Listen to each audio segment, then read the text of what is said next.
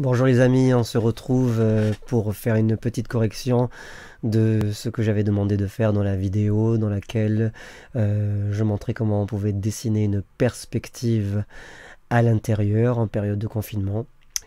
Et mes élèves m'ont répondu, il y en a certains qui ont plus ou moins bien réussi et d'autres pour lesquels la mise en volume pose un certain problème.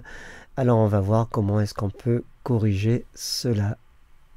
Le dessin qui va suivre a été fait dans la rapidité, c'est ce que j'avais demandé. Il a des qualités graphiques indéniables, avec un bon style, et la correction qui va suivre ne conteste pas ses qualités graphiques de dessin. Je suis là juste pour aider à mieux comprendre la perspective et à améliorer, et si possible que cela puisse servir à d'autres personnes. Voici donc pour un essai de correction. L'élève ici n'a pas bien compris les effets de profondeur.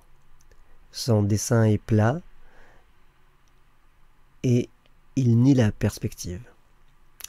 Pour créer une perspective, on a d'abord besoin de comprendre la ligne d'horizon. La ligne d'horizon, elle est formée par nos yeux. Nos yeux se posent en face d'eux et créent automatiquement une ligne d'horizon invisible.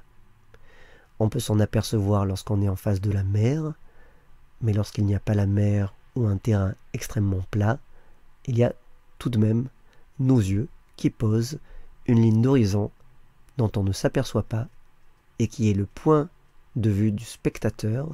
C'est une ligne d'horizon invisible.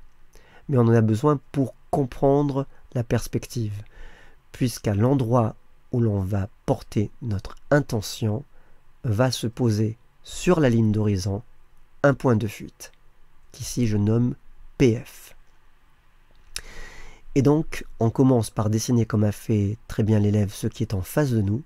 Par contre, ce qui est en point de fuite va partir de ce qui est en face de nous et qui est formé donc de vertical et d'horizontal, et on va faire un petit peu comme dans le vectoriel, on va prendre les points et on va les envoyer vers le point de fuite, et les tangentes qui vont être ainsi obtenues, on va les appeler des fuyantes.